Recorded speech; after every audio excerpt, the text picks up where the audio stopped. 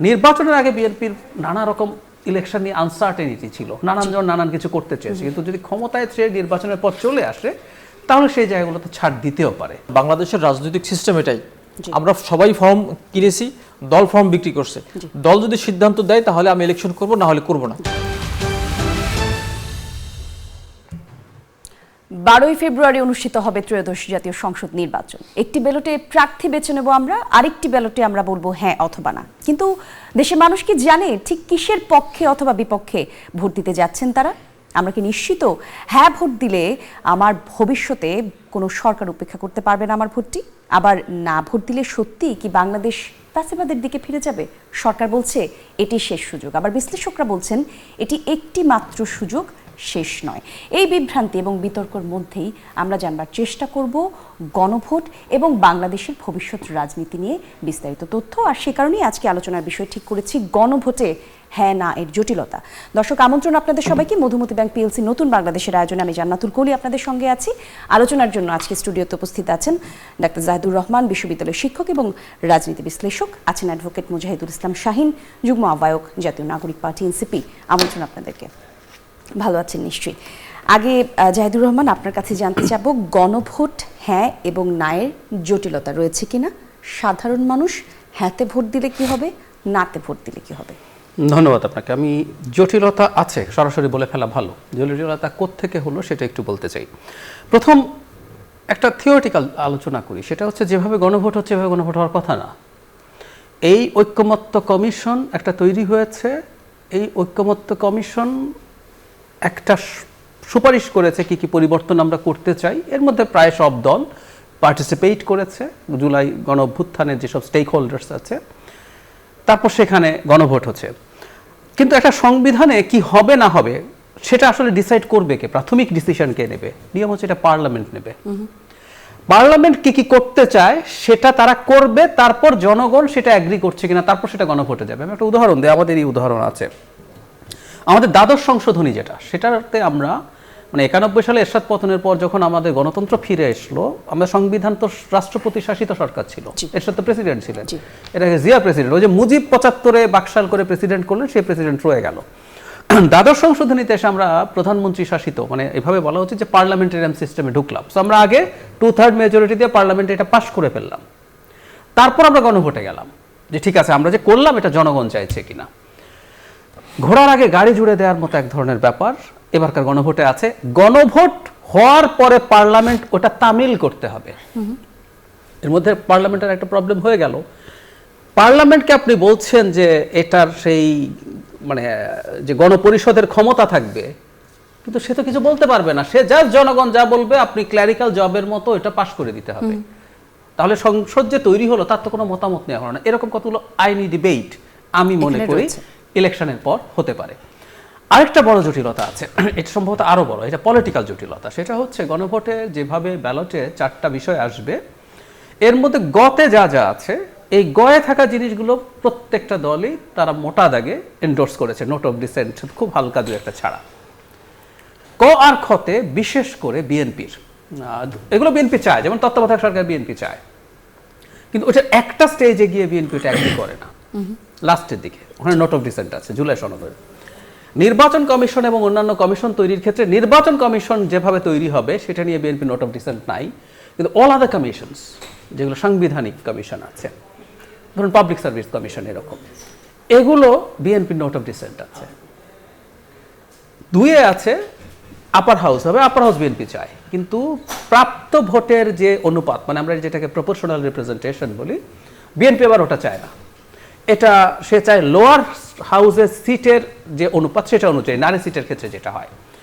এখন নির্বাচন হয়ে যাওয়ার পর বিএনপি এগুলো কতটা অ্যাগ্রি করবে সেটা নিয়ে প্রশ্ন আসতে পারে। কারণ হচ্ছে বিএনপি আগাগোড়া এই জিনিসগুলো যে তাদের নোট অফ ডিসেন্ট আছে সেটা সে ক্রমাগত বলে গেছে, তার সমালোচনা হয়েছে। আমি একটা উদাহরণ দিই, ধরুন আপার হাউসের যদি প্রপোর্শনাল রিপ্রেজেন্টেশন না হয়, লোয়ার হাউসের মতো সিটের রেশিওতে যদি হয় লোয়ার হাউসের, তাহলে কি আপার হাউসের কোনো প্রয়োজন আছে? সেই প্রশ্ন খানিকটা হতে পারে যে 2-4 জন বা 100 জন নতুন মানুষকে পার্লামেন্টে নেওয়া যাবে, এছাড়া তেমন কোনো লাভ নেই। কিন্তু বিএনপি সমালোচনা হলে ওভাবে বলে গেছে, স্টিক করেছে। বা কমিশনগুলো তো সরকারের পার্ট না, ওখানে সরকারের ইনভলভমেন্ট কেন চাইবে সে? আপনি সমালোচনা করতে পারেন, কিন্তু বিএনপি ক্রমাগত বলে গেছে যে সে এটাই চায়। এখন নির্বাচনে গণভোটে জয়ী হয়ে যাওয়ার পর যদি জয়যুক্ত হয়, তাহলে আসলে পলিটিক্যাল ক্রাইসিসও হতে পারে। বিএনপি এই জিনিসগুলোর প্রতি কতটা পজিটিভ জেস্টার দেখাবে ইজ এ কোয়েশ্চেনেবল। তবে আমি একটা জিনিস যোগ করে রাখি, নির্বাচনের আগে বিএনপির নানা রকম ইলেকশন নিয়ে আনসার্টেনিটি ছিল, নানানজন নানান কিছু করতে চেয়েছে, কিন্তু যদি ক্ষমতায় সে নির্বাচনের পর চলে আসে তাহলে সেই জায়গাগুলোতে ছাড় দিতেও পারে। কিন্তু আমি একটু অনিশ্চয়তা দেখছি আসলে। জি, ধন্যবাদ আপনাকে। মুজাহিদুল ইসলাম শাহীন, আপনার কাছে একটু জানতে চাই, এনসিপি যেহেতু জুলাই গণঅভ্যুত্থানের শক্তি হিসেবে আত্মপ্রকাশ করেছে দল হিসেবে রাজনীতিতে, আপনারা মনে করেন কিনা যে এই গণভোট আসলে জনগণের ক্ষমতায়নের থেকে কোনো একটা দলের রাজনৈতিক বয়ানের ভিত্তি বেশি তৈরি করছে কিনা বা বৈধতা দেওয়ার চেষ্টা করছে কিনা? আপনাকে ধন্যবাদ। মোটেই না। গণভোটে আপনি দেখবেন এখানে কি কি বিষয়গুলো আলোচনা করা হয়েছে। অন্যতম বিষয় হলো আপনার সাংবিধানিক সংস্কার। এখন যেভাবে আপনি দেখছেন গত যে কেয়ারটেকার ব্যবস্থা বাতিল করে দেওয়া হলো, শুধুমাত্র মানে এদের ছিল একটু 2/3 মেজরিটি ছিল সংসদে, তারা এখানে এটা পাশ করে শেষ করে দিল। এরপরে আপনি দেখেন বর্তমানে তাহলে এটা কি নিয়ে আসা হলো, যে দ্বিকক্ষ বিশিষ্ট সংসদ, মানে যেটা গণভোটে পাশ হবে। তো নিম্নকক্ষে যদি এরকম কিছুটা পাশ করে, উচ্চকক্ষে এটা পাঠাতে হবে। উচ্চকক্ষে যদি এটা কনফার্ম না করে বা মেজরিটি যদি পাশ না করে, তাহলে কিন্তু এটা মানে পাশ করার সুযোগ নেই। এই জন্য মূল বিষয়টা হলো যে আপনি চাইলেই সংবিধানে যাচ্ছে তাই আপনি সংশোধনী এনে নিজের পারপাস সার্ভ করবেন, সেই সুযোগ নেই। এরপরে এখানে কি আছে, রাষ্ট্রপতির ক্ষমতা বাড়ানো। এখন আপনি দেখবেন যে দুইটা পরামর্শ, মানে দুইটা বিষয় ব্যতীত সকল বিষয়ে রাষ্ট্রপতির পরামর্শ করতে হয় প্রধানমন্ত্রীর সাথে। একটা হলো প্রধান বিচারপতি নিয়োগ, আর একটা হলো প্রধানমন্ত্রী নিয়োগ। এই দুইটো বিষয় ছাড়া বাকি সকল বিষয়ে আলোচনা করতে হয় প্রধানমন্ত্রীর সাথে। তাহলে আপনার রাষ্ট্রপতি দিয়ে কাজ কি? এটা মানে এটা একটা আনুষ্ঠানিক পদ।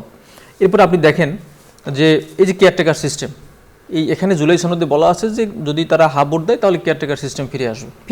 তো এই ধরনের অনেকগুলো বিষয় এখানে আছে।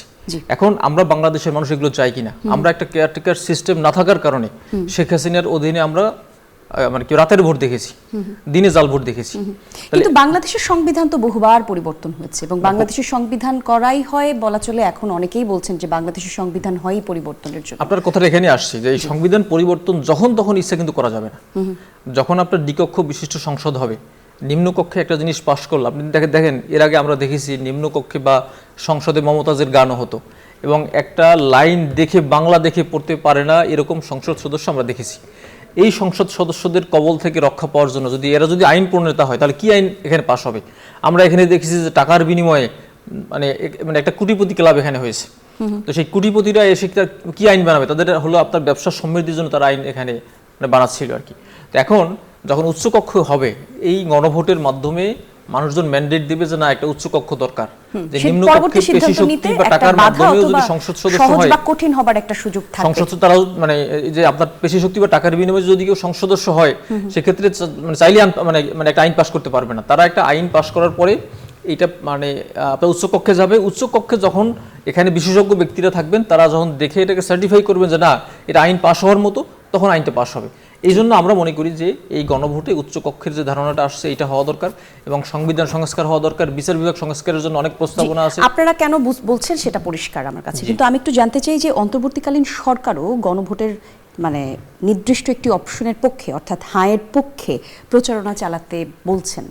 অন্তর্বর্তীকালীন সরকার অথবা তত্ত্বাবধায়ক সরকার বা সরকার ব্যবস্থায় যারা আছে, তারা ভোটে একটি নির্দিষ্ট অপশনের পক্ষে ভোট চাইতে পারে কিনা? অবশ্যই পারে। আপনি দেখেন এখানে যে ভোটের যে বিষয়গুলো আছে, বিষয়বস্তুগুলো দেখেন, এটা অন্তর্বর্তী সরকারের কোনো উপকারও হবে না, কোনো ক্ষতিও হবে না, বাংলাদেশের রাজনৈতিক দলেরও কোনো ক্ষতি হবে না, কোনো উপকার হবে না। তাহলে এখানে কি প্রচারণাটা করছে? আচ্ছা, অনেক বড় রাজনৈতিক দলই তো এই মানে এই প্রচারণাতে এখনো পর্যন্ত শামিল হতে আমরা দেখিনি বা হচ্ছে না। তারা কি তাহলে দেশের ভালো চায় না? না, আমরা তো আমাদের এনসিপির পক্ষ থেকে নাহিদ ইসলাম এ পর্যন্ত যত জায়গায় গিয়েছেন, বর্তমান কয়েকদিন যার মানে যখন কথা বলার সুযোগ আসছে, এখন কিন্তু নাহিদ ইসলামের একমাত্র প্রচারণা হলো যে গণভোটে হা বলুন। এটা কিন্তু এনসিপির পক্ষ থেকে আমরা বলতেছি। কিন্তু আপনার বিএনপির পক্ষ থেকে কয়েক জায়গায় আমরা দেখেছি যে তাদের স্থানীয় যারা নেতাকর্মী আছেন, তারা নায়ের পক্ষে ক্যাম্পেইন করছেন।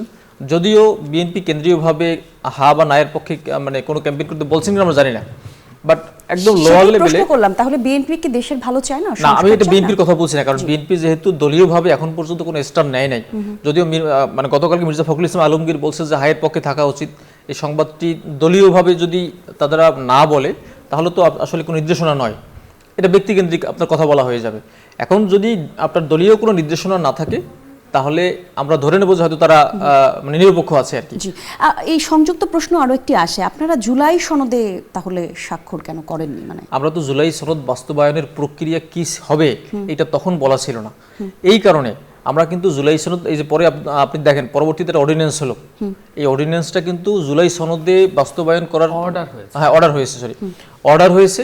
এই অর্ডার কিন্তু হওয়ার কথা ছিল না আগে। যখন আমরা জুলাই সনদে স্বাক্ষর করলাম না, আমরা বললাম যে জুলাই সনদ বাস্তবায়নের প্রক্রিয়া কি হবে সেটা না বলা পর্যন্ত আমরা স্বাক্ষর করব না, তখনই কিন্তু গভর্নমেন্ট আমাদের এইটা একটা প্রেসারে পড়ে, আপনি এটাকে মানে ভাবে বলতে পারেন প্রেসার দেবার কি প্রয়োজন আছে? মানে এখনো অবশ্যই পর্যন্ত আপনাদের আপনি সকল চাহিদা জুলাই পূরণ সনদ করেছে করলেন, government? আপনি জুলাই সনদ করলেন, কিন্তু এটা বাস্তবায়ন কেমন হবে আপনি বলবেন না, সেটা তো কোনো প্রক্রিয়া ছিল না। এই কারণে আমরা স্বাক্ষর করিনি। পরবর্তীতে যখন এই আপনার প্রক্রিয়ার মাধ্যমে একটা অর্ডার বাস্তবায়ন করা হলো, এখন জুলাই সনদের যদি স্বাক্ষর করার প্রয়োজন বোধ করে বা আমাদেরকে বলে আমরা তখন করব। জি, সুন্দর, পরিষ্কার। জাহিদুর রহমান, আপনার কাছেও জানতে চাই, অন্তর্বর্তীকালীন সরকার গণভোটের পক্ষে হ্যাঁ ভোট দিতে প্রচারণা করতে পারেন কিনা? লিগ্যাল কোনো বার আমি দেখি না, কিন্তু আমার কাছে এটাকে সঠিক মনে হয় না। সঠিক মনে হয় না কয়েকটা কারণে। এই সরকারটা চরিত্র হচ্ছে এটা একটা অন্তর্বর্তীকালীন সরকার। এই সরকারের সংস্কারের ইচ্ছে আছে, ডক্টর ইউনূস বারবার বলেছেন, কিন্তু দিনের শেষে এটা জনগণের সিদ্ধান্ত নেওয়ার ব্যাপার আছে। রাজনৈতিক দলগুলো তাদের মতো করে করবেন। এর মধ্যে মেজর সমস্যা যে জায়গায় দাঁড়ালো, এই দেশের কোনো নাগরিকের এই সিদ্ধান্ত হতে পারে যে তিনি এই সংস্কারগুলো চান না, অথবা ওই যে বলেছি আমাদের যে গণভোটটা শেষ পর্যন্ত যেভাবে সনদটা স্বাক্ষরিত হয়েছে সেই রকমভাবে গণভোটে এটা যায়নি। আমি আবার একটু বিস্তারিত বলি যে সমস্যাটা কেন হতে পারে। বিএনপি তার বেশ কিছু অবস্থান থেকে সরে এসছে। যেমন উদাহরণ দেই, দুবারের বেশি প্রধানমন্ত্রী থাকা যাবে না, বিএনপিটা চাইনি। এবং খেয়াল করবেন, এটা সরাসরি এফেক্টেড হচ্ছেন জনাব তারেক রহমান। ওনার বয়স রাউন্ড 60, ধরে নিলাম আমি তর্কের খাতিরে, এখনো তো খুব বড় চ্যালেঞ্জ নেই, যে পরপর দুবার বিএনপি নির্বাচনে যেতে ওনার বয়স হবে 70। প্রধানমন্ত্রী হওয়ার জন্য 70ও যে অনেক বুড়ো হয়ে গেছেন ব্যাপারটা তা না। একদম। উনি কিন্তু নির্বাচন করতে পারবেন না এরপর আর, উনি কিন্তু এটা অ্যাগ্রি করেছেন। এসব বিএনপি অ্যাগ্রি করেছে ট্রেড অফ করে, যে আমি কিছু জিনিস মানছি কিন্তু আমাকে কিছু জিনিসের ছাড় দিতে হবে। ইলেকশন করতে পারবেন কিন্তু প্রধানমন্ত্রী হতে পারবেন না। হ্যাঁ, ইলেকশন করতে পারেন, প্রধানমন্ত্রীর পদে থাকতে পারবেন। উনি কিন্তু চাইলে দফায় দফায়, মানে পৃথিবীতে একটা বা দুটো দেশে পার্লামেন্টারি সিস্টেমে এটা আছে, আর কোথাও না। এটা মূলত প্রেসিডেন্সিয়াল সিস্টেমে অনেক জায়গায় আছে। যাই হোক, এটা it's not a bad idea, আমার ব্যক্তিগত অপিনিয়ন। তো বিএনপি করলো কি, তার বেশ কিছু জিনিস ছাড় দিলেন, দিয়ে তারা আবার কিছু ছাড় চাইলেন। সেজন্যই তারা যখন বলছেন যে জুলাই সনদ যেভাবে নোট অফ ডিসেন্ট সহ হয়েছে, যেমন ঘতে দেখবেন লেখা আছে, গয়ের জিনিসগুলোর বাইরে ঘতে লেখা আছে নির্বাচিত যারা হবেন তারা তাদের প্রতিশ্রুতি মতো বাকি কাজগুলো করবেন। জি, তার মানেটা হচ্ছে বাধ্য থাকবেন আগামী নির্বাচনে বিজয়ী দলগুলো সেই কাজগুলো করতে বাধ্য থাকবেন। আচ্ছা, গয়ের জিনিসগুলো তো সবাই একমত আছে। খেয়াল করি, ঘতে যদি যা ছিল, গয়ার ঘ যদি শুধু থাকতো তাহলে এটা ইটস ফাইন। কারণ হলো এই যে কতের তত্ত্বাবধায়ক সরকার আছে, এখন ধরুন বিএনপি নোট অফ ডিসেন্ট দিয়েছে, অনেকে মিসইন্টারপ্রিট করে বিএনপি তত্ত্বাবধায়ক সরকার চায় না। I was surprised. আমি নাম বলছি না, একজন এনসিপির একজনের সাথে আমি যখন কথা বলছি, তারা কিন্তু এটার ইন্টারপ্রিটেশন এটা করছে, এটার ইন্টারপ্রিটেশন কিন্তু এটা না। ওনারা তত্ত্বাবধায়ক সরকার চান, বেশ কিছু স্টেপ পর্যন্ত জুলাই সনদের মতো করেই চান, শেষে এসে তাদের একটা জায়গায় শেষ স্টেপে এসে তাদের নোট অফ ডিসেন্ট আছে। যে কথাটা বললাম, দেশের একটা বড় দল যখন এই ইস্যুটা নিয়ে তার দ্বিমত প্রকাশ করছে, এমনকি যেদিন অর্ডারটা হয়েছে সেদিন বিএনপি যে সরকারকে ধন্যবাদ দিয়েছে, তার মধ্যে এটা তারা উল্লেখ করেছে জুলাই সনদ যেভাবে স্বাক্ষরিত হয়েছে সেভাবে গণভোট হতে হবে। তাহলে কি দাঁড়ালো, আমি যে প্রশ্নটা যেটা বললাম, বিএনপির মতো একটা দল যখন এখানে তাদের দুটো পয়েন্টে কর খতে সিরিয়াস নোট অফ ডিসেন্ট আছে, সেখানে সরকার যখন হায়ের পক্ষে প্রচারণা চালায়, তাতে এই পারসেপশন তৈরি হতে পারে যে সরকার বিএনপির বিরুদ্ধে অবস্থান নিয়েছে। কিন্তু তার মানে যদি একটু মুজাহিদুল ইসলাম শাহীন, আপনার কাছে যদি জানতে চাই, তাহলে না ভোট যারা দিতে চায়, ধরেন সাধারণ মানুষ যারা তিনটি পয়েন্টের সাথে একমত, একটি প্রশ্নের সাথে একমত নন, তারা যখন না ভোট দিবেন, তারা কি ফ্যাসিস্টের দোষর হবেন? সেটা ভিন্ন ইস্যু। না ভোট দিলেই দোষর হবেন না, কারণ না ভোট দেওয়ার এখানে অপশন আছে। আমরা তো দেখছি সেরকমই, খবরের শিরোনাম তো সেরকমই। না, খবরের শিরোনাম মানে আপনার অনেক কিছু হতে পারে। রাষ্ট্রীয়ভাবে কি বলা হচ্ছে? রাষ্ট্রীয়ভাবে আপনাকে কোথাও বলা হয়েছে যে যদি কেউ না ভোট দেন তাহলে আপনারা আওয়ামী লীগ হয়ে যাবেন, ফ্যাসিস্ট দোষর হয়ে যাবেন? এখানে আপনি দেখেন, এই যে জাহিদ ভাই যেটা বললেন যে প্রধানমন্ত্রী 2 বারের বেশি হওয়া যাবে না। আপনি দেখছেন না যে বাংলাদেশের লাইফ টাইম প্রধানমন্ত্রী যে 2041 সাল পর্যন্ত প্রধানমন্ত্রী থাকবেন, এরকম একটা মানে আওয়াজ তুলছিল। এটা কেন আসছে? বাংলাদেশের মানুষের জন্যই আসছে। আপনি দেখেন এখানে যে মানে কিছু যে সংস্কারগুলো নিয়ে আসা হয়েছে, প্রত্যেকটা সংস্কার এটা কিন্তু কোনো দলের জন্য কিন্তু মানে এটা উপকার বয়ে আনতেছে না, বাংলাদেশের সার্বিক রাষ্ট্রীয় কাঠামোতে কিন্তু এটা উপকার নিয়ে আসছে। এবং এই সংস্কারের জন্য আমরা তো বলি না যে আমাদের এইটা থাকলে আমাদের এনসিপি মানে এনসিপির উপকার হবে বা অমুক দলের উপকার হবে বা বিএনপির উপকার হবে, এটা কিন্তু আমরা কেউই বলতেছি না। আমরা সার্বিকভাবে চাই যে বিচার বিভাগ যদি স্বাধীন হয়, সংস্কার হয়, তাহলে কিন্তু এখানে কোনো ঝামেলা থাকছে না। সবাই মেনে নিয়েছে, সবাই মেনে নিয়েছে। এখন এখানে যদি দেখেন এই সংস্কারের পক্ষে যদি কেউ থাকতে পারে, অনেকে না ভোট দিতে পারে, অপশন আছে তো, কিন্তু ওখানে ফেসিস্ট হয়ে যাওয়ার কোনো অপশন নাই যে লেখা থাকবে যে আপনি যদি সংস্কারের পক্ষে ভোট না দেন তাহলে ফেসিস্ট হয়ে যাবেন, এটা নাই। এখন ওটা হতে পারে, যেমন অনেকে মনে করেন তত্ত্বাবধায়ক সরকার চায় না, যারা চায় না তারা মনে করতে পারে যে না তাহলে না ভোট দিই। যারা এখানে চায় না যে না আমাদের প্রধানমন্ত্রী অমুক হবেন, তিনি লাইফ টাইম প্রধানমন্ত্রী থাকবেন, তাকে আমি প্রধানমন্ত্রী স্যার অন্য কিছুই দেখতে আর পছন্দ করি না, তাহলে উনি না ভোট দিবেন। এরপরে যদি কেউ চায় যে না আমি পুলিশের সংস্কার চাই না, কারণ পুলিশ সংস্কারের বিষয় এই আপনার হলো এই কি বলে এই সনদে আছে, যদি কেউ বললেন না যে না আপনার পুলিশ কোনো সংস্কার লাগবে না, যা আছে তাই হবে, তাহলে সে না ভোট দিবে। আমরা তো সংস্কারের পক্ষে কথা বলতেছি। বাংলাদেশের একদম খোল নলসেটা পাল্টে যাক, সংস্কার হোক, এবং এই দেশের জন্য কোনো ফ্যাসিজম তৈরি হতে না পারে, কেউ যেন সাহস না করে, আমরা সেই জন্য সংস্কারটা মূলত চাই। এই জন্য মানে আপনার হাতে ভোট দিতে বলি আমরা। জি, ধন্যবাদ আপনাদেরকে। আমরা একটা ছোট্ট বিরতিতে যাব। দর্শক দেখছেন নতুন বাংলাদেশের আয়োজন, একটা বিরতির পর আবার আলোচনা ফিরছি, সঙ্গে থাকুন। দেখছেন নতুন বাংলাদেশ। দর্শক, আমাদের সঙ্গে আজকে স্টুডিওতে উপস্থিত আছেন ডাক্তার জাহিদুর রহমান, বিশ্ববিদ্যালয় শিক্ষক এবং রাজনীতি বিশ্লেষক, আছেন অ্যাডভোকেট মুজাহিদুল ইসলাম শাহীন, যুগ্ম আহ্বায়ক, জাতীয় নাগরিক পার্টি এনসিপি। আমরা কথা বলছি আজকে গণভোটে হ্যাঁ না জটিলতা প্রসঙ্গে, এবং যেই জায়গাতে এসে প্রশ্নটি করতে চাই, শাহীন আপনার কাছেই আসলে প্রশ্ন করতে চাই, গণভোটে যদি হ্যাঁ জিতে আগামী 5 বছরে বাংলাদেশ কোন জায়গায় থাকবে তার কোনো ভিশন আছে কিনা আপনাদের কাছে? জি, অবশ্যই। আপনি দেখেন যে যদি গণভোটে হা ভোট জয়যুক্ত হয়, তাহলে বাংলাদেশে যে ক্ষমতার এখানে বিকেন্দ্রীকরণ হবে, আপনার এককভাবে বাংলাদেশের মনে করেন প্রধানমন্ত্রী যে সিদ্ধান্ত নেয়, বা তিনি দেখেন ওই যে এর আগে কোটা বিরোধী আন্দোলন হয়েছে, কোটা বিরোধী আন্দোলনে শেখ হাসিনার সিদ্ধান্ত না দিলে কোনো সিদ্ধান্ত হইতো না। এরপরে আপনার হলো নিরাপদ সড়ক আন্দোলন, শেখ হাসিনা সিদ্ধান্ত দিয়েছে, এরপরে কিন্তু সিদ্ধান্ত আসছে। তো যখন ক্ষমতার বিকেন্দ্রীকরণ হবে, তখন কিন্তু একজন মন্ত্রীও কিন্তু চাইলে তিনি তার সমস্যা সমাধান করতে পারবেন, যেটা এখন পারতেছেন না। এরপরে আপনি দেখেন বাংলাদেশের সার্বিক যে পরিস্থিতি, যেমন বিচার বিভাগও চিন্তা করে, এর আগে চিন্তা করতো যে প্রধানমন্ত্রী কি বলে। আপনার হলো এই যে একটা স্লোগান আছে যে জয় বাংলা জয় বঙ্গবন্ধু, এটাও বিচার বিভাগ তার রায়ের মাধ্যমে বাংলাদেশের সব জায়গায় উল্লেখ করতে হবে, জাতীয় স্লোগান হবে, এই ধরনের রায় দিত। তার মানে কি, আপনার মানসিকভাবে তারা এমনভাবে প্রধানমন্ত্রীর প্রতি পরাধীন হয়ে গেছিল যে তারা স্বাধীনতার খুঁজে পাচ্ছিল না। তো এখন যদি এই সংস্কার সাধন হয়, আমার মনে হয় যে তারা মানসিকভাবে যদি পরাধীন না হন, এবং আইন কানুনের মাধ্যমে কাউকে আটকানো যাবে না। আপনি দেখেন গত কয়েকদিন আগে একটু বলি, গত কয়েকদিন আগে একজন ডিসি একটা চিঠি লিখেছিলেন একজন আপনার চিফ জুডিশিয়াল ম্যাজিস্ট্রেটকে, তো ইলেকশনের সময় মামলা সংক্রান্ত বিষয়ে কি সাপোর্ট দিতে হবে একটা নির্দেশনামূলক চিঠি দিয়েছিলেন হলো একজন আপনার চিফ জুডিশিয়াল ম্যাজিস্ট্রেটকে। চিফ জুডিশিয়াল ম্যাজিস্ট্রেট তার রিপ্লাই এমনভাবে দিয়েছেন যে তিনি চমৎকারভাবে উল্লেখ করেছেন যে কেন তিনি চিঠি দিতে পারেন না, কেন চিফ জুডিশিয়াল মানে আপনার ম্যাজিস্ট্রেট বাধ্য না। আপনি মামলার তথ্যগুলো ইলেকশন কমিশনের প্রেসক্রাইব যে নির্ধারিত যে মানে বিধি আছে সেই মোতাবেক তথ্যগুলো সংশ্লিষ্ট প্রার্থী দেবে, ইলেকশন কমিশন দিবে, একজন চিফ জুডিশিয়াল ম্যাজিস্ট্রেট দিতে পারেন না। তো এই চিঠি যে লেখার হিম্মত সাহস কেন হয়েছে, বর্তমান এই তার অন্তর্বর্তী সরকার যে সংস্কারগুলো আনছেন এবং বিচার বিভাগ সেপারেশনের জন্য যে কাজ করেছেন, তার ভিত্তিতে একজন চিফ জুডিশিয়াল ম্যাজিস্ট্রেট কিন্তু গার্ডস নিয়ে, তার হিম্মত নিয়ে কিন্তু তিনি চিঠি রিপ্লাই দিতে পারছেন, এটা কিন্তু আগে পারতেন না। এই জন্য আমরা মনে করি যে এই আপনার যদি সংস্কারগুলো হয়, হাবট যদি বিজয়ী হয়, তাহলে বাংলাদেশের প্রত্যেকটা অর্গান আবার তার স্বরূপ ফিরে পাবে এবং তারা ইন্ডিপেন্ডেন্টলি কাজ করতে পারবে।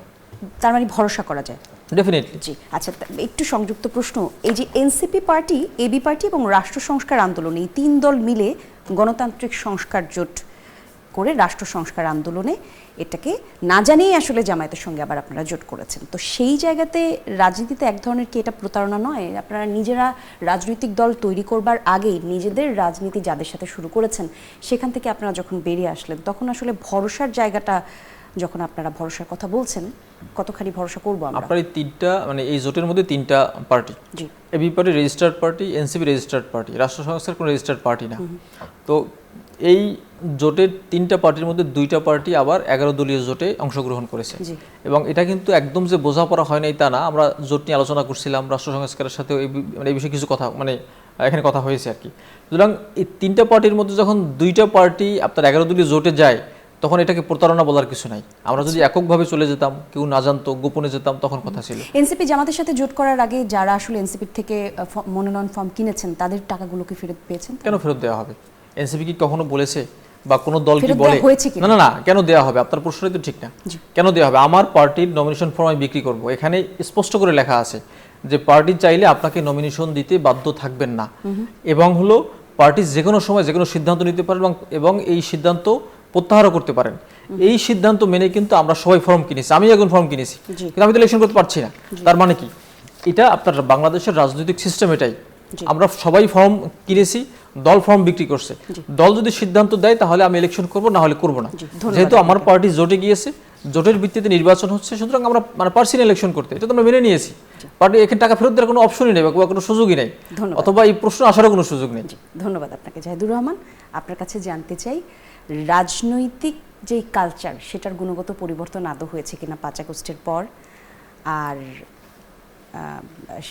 মুজাহিদুল ইসলাম শাহীন যা যা বললেন আসলে মনোনয়ন প্রসঙ্গে, সে ব্যাপারে আপনার মতামত জানতে চাই। আমার মন্তব্য হচ্ছে, আমি ওনার মন্তব্যটা বা উত্তরটা গ্রহণ করিনি।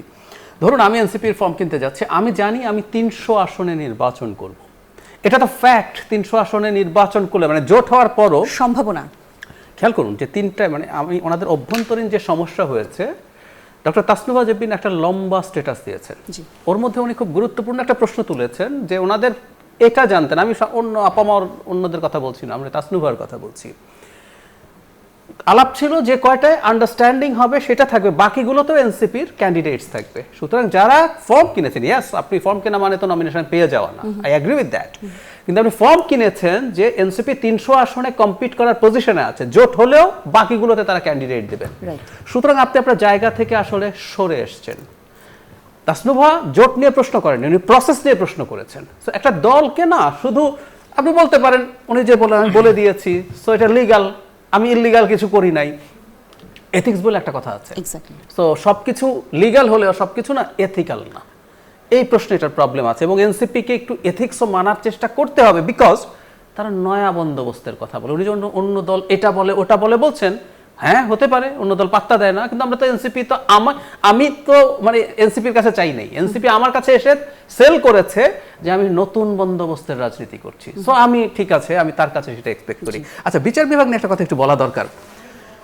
মানে আমরা এই আলাপগুলো প্রচুর করেছি যে আমরা মনে করছি একটা সংবিধান সুন্দর মতো লিখে টিখে ফেললে আমাদের সব কিছু ফুল প্রুফ। আচ্ছা, এই যে বিচার বিভাগের কথা বলছি, বাংলাদেশের উচ্চ আদালত কনস্টিটিউশনালি স্বাধীন এখনো, এই কনস্টিটিউশনেও, এবং কোনো কালে এটা পরাধীন ছিল না। আমাদের নিম্ন আদালতের প্রবলেম আছে, কনস্টিটিউশন আর্টিকেল 116 অনুযায়ী সরকারের প্রভাব আছে এটার উপরে, মানে একেবারে কনস্টিটিউশনাল প্রভাব, এটা আমরা এখন মুক্ত হচ্ছি। তো উচ্চ আদালত কি ফ্রি অ্যান্ড ফেয়ার ছিল, স্বাধীন ছিল? কোনোদিন ছিল। এবার আপনি করলেন কি, লোয়ার জুডিশিয়ারিও করলেন, এটা দরকার ছিল, আমি এটা নিয়ে দ্বিমত করছি না, কিন্তু আমরা কি মনে করি এতে নিম্ন আদালত সহ সবকিছু ফ্রি হয়ে যাবে? সেটাই। কি করলেন আপনি? এসকে সিনহা প্রধান বিচারপতিকে গান পয়েন্টে দেশ থেকে বের করে দিয়েছেন। এরপর আপনি এমন সব প্রধান বিচারপতি দিতে থাকলেন যিনি ছাত্রলীগের কাছে ফুল নেয়, এই লাস্ট যে ওবায়দুল হাসান। সুতরাং এগুলো করে আমরা ফুল প্রুফ হয়ে যাব, এই ইলুশনগুলো তৈরি করা ভুল। বহু আগের কথা আবার বলি, এর মধ্যে বলা হয়নি, কনস্টিটিউশনাল মানে কম্পারেটিভ কনস্টিটিউশনের আলাপ যারা করেন তারা পৃথিবীর শ্রেষ্ঠ কনস্টিটিউশনের একটা হিসেবে, মানে টপ কয়েকটার মধ্যে একটা হিসেবে সাউথ আফ্রিকার কনস্টিটিউশনকে বলেন। তো আমি পড়েছি ওটা একটা বইয়ে রেফারেন্স পাওয়ার পর, সত্যিকার অর্থে এত চমৎকার চেকস অ্যান্ড ব্যালেন্সের সংবিধান নাই। এখন সাউথ আফ্রিকা কি পৃথিবীর সবচেয়ে গণতান্ত্রিক দেশ হয়ে গেছে? একেবারেই না। সো লেখা দরকার আছে, কিন্তু লিখলে সব হয়ে যাব এই ক্যাম্পেইনটা আমি আসলে এই জায়গা থেকে সেভাবে আরেকটু নিতে চাই। পরিবর্তন করা দরকার আমাদের চিন্তা ভাবনা। আমরা আরো একটা বিরতিতে যেতে চাই। দর্শক, নতুন বাংলাদেশ দেখছেন, আমরা আবার একটা বিরতিতে যাচ্ছি, ফিরবো কিছুক্ষণের মধ্যে। দেখছেন নতুন বাংলাদেশ। দর্শক, আলোচনার বিষয় আজকে গণভোটে হ্যাঁ না জটিলতা। কথা বলছিলাম আমরা আমাদের অতিথিদের সঙ্গে। জাহিদুর রহমান, আপনার কাছে যে বিষয়টি জানতে চাই, আমরা দেখলাম যে আজকে ইউর নির্বাচন পর্যবেক্ষণ প্রধান আজকে একটি আলোচনা সভায় জানিয়েছেন গণভোট নয়, শুধু সংসদ নির্বাচনের পক্ষে পর্যবেক্ষণ করবে ইইউ মিশন। ইউরোপীয় ইউনিয়ন কেন গণভোটের বিষয়ে আগ্রহী না? মানে তারা কি বাংলাদেশের সংস্কার পদ্ধতিতে সমর্থন করতে চায় না? না, তারা সংস্কার নিয়ে পজিটিভ মন্তব্য দিয়েছেন। আমি যেটা ধারণা করি এটা আসলে আলাদা করে দেখার ব্যাপার নেই। আর হা না ভোট, যেটা গণভোট, সেটা নিয়ে সম্ভবত সংঘাতের সম্ভাবনাও খুব কম। আমরা যদি এভাবে চিন্তা করি, নির্বাচনী পরিবেশ ডিসরাপ্টেড কি নিয়ে হতে পারে, মূলত যারা এমপি হতে চান তাদের মধ্যে, সেটা বিএনপির সাথে তার অপোজিট পার্টি বা বিএনপির যারা স্বতন্ত্র আছে তাদের মধ্যে, এটা সম্ভবত হবে না যে নির্বাচনে হা না ভোট দিয়ে নির্বাচনী পরিবেশ নষ্ট হবে। সেই কারণেই আমি ধারণা করি, সুতরাং তারা যেটা আসলে মূল সংকটের জায়গা সেটা অবজার্ভ করাটাই যথেষ্ট। আর যেহেতু ভোট একই দিনে হবে, পরিবেশ যদি ঠিক থাকে, একই দিনে একই মানুষ ভোট দিয়ে আসতে পারবে, আমার মনে হয় যেন আর এক্সট্রা প্রয়োজন নেই তাদের। ধন্যবাদ। মুজাহিদুল ইসলাম শাহীন, এই গণভোটে যদি সত্যি জনগণের যে চাহিদা বা চাওয়া তার প্রতিফলন যদি ঘটে, তাহলে সরকার, রাজনৈতিক দল অথবা নাগরিক সমাজ, কার দায়িত্ব সবচেয়ে বেশি হবে? আচ্ছা, একটু এখানে এর আগের কথা মানে রিপ্লাই দিয়ে আসি। জাহিদ ভাই বললেন যে আপনার তাজনুবা জাবিন বলছেন, একটা কথা বলছেন। তো আমরা আমাদের ইসিতে সিদ্ধান্ত নিয়েছি, এনসিপির ইসিতে সিদ্ধান্ত হয়েছে জোটের সাথে যাওয়ার বিষয়, এবং 300 আসনে ইলেকশন না করে জোটের সাথে যে প্রার্থীগুলো হবে শুধু এরাই ইলেকশন করবে। কারণ এনসিপির নতুন দল হিসেবে এই মুহূর্তে 300 আসনের চেয়ে আমাদের ফোকাস হওয়া উচিত আমাদের অধিক সংখ্যক সংসদ সদস্য যেন হয় আর কি। এখন সংসদ সদস্য হওয়ার জন্য কিন্তু আমরা এটাকে প্রায়োরিটি দিয়েছি, এই জন্য কিন্তু সিদ্ধান্ত নেওয়া হয়েছে। এবং দলের কোথাও কোনো সিদ্ধান্ত এরকমভাবে দেওয়া হয় নাই যে আমি তার কাছে গিয়ে ফর্ম বিক্রি করেছি। জাহিদ ভাই বললেন যে আমার কাছে ফর্ম বিক্রি করেছে, সেল করেছে। আমি কিন্তু সেল করতে কারো কাছে যাইনি। আমি বলেছি যে আপনারা ইনভাইটেশন টু ট্রিট বলে, আপনার হলো মানে এটা মানে লয়ের ভাষায়, মানে ইনভাইটেশন টু ট্রিট হলে যে আমি এটা বিক্রি করতে চাই। এখন যদি কেউ এসে বলে ঠিক আছে আমি কিনতে চাই, এটা হলো অফার, এরপরে আমি অ্যাকসেপ্ট করলে এটাকে বলে অ্যাকসেপ্টেন্স। না, কিন্তু তো ইনভাইটেশন টু ট্রিট দিয়ে কাউকে ম্যান্ডেটরি বা বাধ্য করা যায় না। আপনাদের নির্বাচনী পদ্ধতি তখন তো ভিন্ন ছিল, আপনারা তো সেটা বদলেছেন। না, আমরা তো শুরু থেকেই বলেছি আমাদের যে ফর্মটা বিক্রি করা হয়েছে সেখানে কিন্তু এই কন্ডিশনগুলো বলা আছে। যদি কেউ দেখে তাহলে আপনাকে দেখাতে পারতাম যে কি বলা আছে। যে কোনো সময় চাইলে প্রত্যাহার করা যাবে, যে কোনো সময় চাইলে তাকে বাতিল করা যাবে, এবং যে কোনো সময় মানে অন্য কোনো সময় চাইলে যে আমরা অন্য কাউকে চেঞ্জ করে দিতে পারি, এই কথা কিন্তু ওখানে বলা আছে। ওইটা কিন্তু সবাই মেনে, এবং আমি কিন্তু সাক্ষাৎকার নিয়েছি অনেক প্রার্থীর, এবং সেখানে বলা হয়েছে যে আমরা যদি ইলেকশন যদি না করি বা জোটে করি তাহলে কিন্তু আপনাকে প্রার্থী হিসেবে আমরা দিতে পারবো না। তখন আপনার মন্তব্য কি হবে? তখন তারা বলছে ঠিক আছে আমাদের দল যে সিদ্ধান্ত নেবে আমরা সেটাই হলো মেনে নেব। সুতরাং আমি 300 আসনে ফর্ম বিক্রি করে যে মানে বাধ্য হয়ে গিয়েছি তাকে আমাকে নমিনেশন দিতেই হবে, এটা কিন্তু এটা দলীয় সিস্টেমের মধ্যে আসে না। এটা হলো মানে সেকেন্ড বিষয়। থার্ড বিষয়, আপনি যেটা বলেন যে গণভোটে চাওয়াটা কার কাছে বেশি হবে, স্বাভাবিকভাবেই যারা ক্ষমতায় আসবেন, যারা রাষ্ট্র ক্ষমতায় আসবেন, মানে যারা গভর্নমেন্ট ফর্ম করবেন, এদের কাছে চাওয়া বেশি থাকবে। কারণ জনগণ হা ভোট দিয়েছে কিন্তু আপনার রাষ্ট্র সংস্কার করার জন্য। তো সেই রাষ্ট্র সংস্কার যদি ওই দল না করে, তখন তো জনগণ বলবে যে আমি তো হা ভোট দিয়েছিলাম আপনাকে সংস্কার করার জন্য, কিন্তু আপনি সেই সংস্কারটা করলেন না। আপনি হলেন নিজের দলীয় চাওয়া আপনি দেখলেন বা নিজেদের স্বার্থ দেখলেন। সুতরাং আপনাকে সংস্কার করতে হবে, এটা কিন্তু জনগণ বলতে পারবে, অন্যান্য আমরা বলতে পারবো, আমরা যারা অন্যান্য দল আছি। এই জন্য আমি মনে করি যে আগামীতে যারা গভর্নমেন্ট ফর্ম করবেন, যারা ক্ষমতায় আসবেন বাংলাদেশের রাষ্ট্র ক্ষমতায়, তাদের উচিত গণভোটের আলোকে সিদ্ধান্ত নেওয়া। যদি জনগণ রায় দেয় যে না আমরা এখানে সংস্কার করার দরকার নাই, বাংলাদেশ যেভাবে চলবে, ঠিক আছে, ওকে চলুক। আর যদি মানুষ রায় দেয় হার মাধ্যমে যে না গণভোটের মাধ্যমে সংস্কার হওয়া দরকার, তাহলে এই জুলাই সনদের যেই বিষয়গুলো আছে যা নিয়ে গণভোট হচ্ছে, এই অনুযায়ী সংস্কার হওয়া উচিত বা হতে হবে। জনগণও কিন্তু এরপরে আবার দেখতে চাইবে যে কতটুকু মানে বাস্তবায়ন করলো, এবং সেই অনুযায়ী কিন্তু রাজনৈতিক দলগুলো তাদের আবার রাজনৈতিক ট্রান্সলেট করবে। এই জন্য আমি মনে করি যে গণভোটের মাধ্যমে যারা আসবেন তাদের কাছেই হলো প্রত্যাশা বেশি, আমাদের ওই সরকারের কাছে আমাদের প্রত্যাশা বেশি। জি, পরিষ্কার। ধন্যবাদ আপনাদের দুইজনকে। আমরা অনুষ্ঠানের একদম শেষ পর্যায়ে এসেছি। আমরা শেষ করছি আজকের নতুন বাংলাদেশের আয়োজন। যথারীতি আগামীকালকেও নতুন কোনো রাজনৈতিক আলোচনার বিষয় নিয়ে হাজির হয়ে যাব আমাদের এই আয়োজনে। সে পর্যন্ত সবাই ভালো থাকবেন, সুস্থ থাকবেন।